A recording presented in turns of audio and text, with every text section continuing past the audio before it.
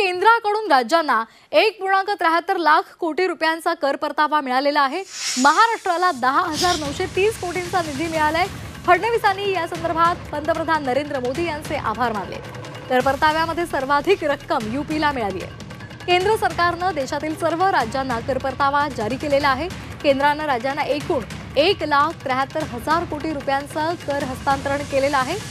महाराष्ट्राला यामध्ये निधी मिळालेला आहे आणि त्या संदर्भात मुख्यमंत्री देवेंद्र फडणवीसांनी पंतप्रधानांचे आभार मानलेले आहेत। महाराष्ट्राला 10,930 कोटी रुपयांचा निधी प्राप्त झाला आहे।